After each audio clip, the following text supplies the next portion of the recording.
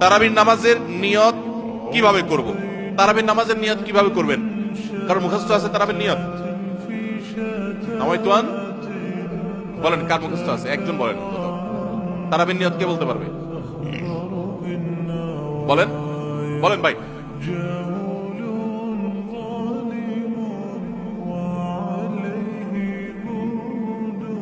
মাশাআল্লাহ মাশাআল্লাহ, এবারে পুরস্কার দেওয়া উচিত।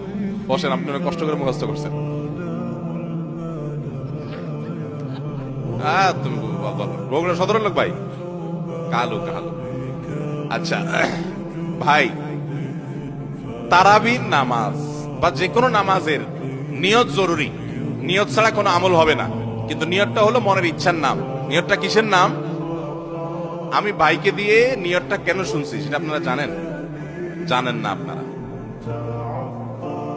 আমি ওনাকে দিয়ে কেন শুনলাম বলেন তো? কে বলতে পারবেন? কে বলতে পারবেন? আমি ওনার দিয়ে এই জন্য শুনছি যে ওটা আমার জানা ছিল না। এটা হলো সত্য কথা। ওইটা আমি নিজেও জানি না।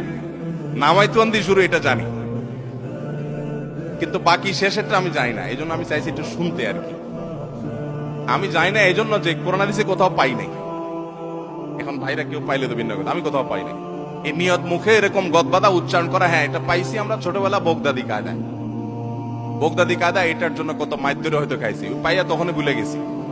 এটা পরবর্তীতে করোনা দিছে যেহেতু পাই নাই, এই জন্য আর আমরা ওটা মুখস্থ করি নাই। ভাইরা আমার, নামাজের জন্য এরকম নামাইতুয়ান, এরকম গদবাদা যে দোয়া আমরা শিখেছি, এগুলোর কোনটি কোরআন বা সুন্নাহর কোথাও আমরা নিয়ত করব মন থেকে যে আমি তারাবির নামাজ পড়ছি, বাস এটা আমার ইন্টেনশন আছে, নিয়ত আছে, মনে আছে, এটাই যথেষ্ট।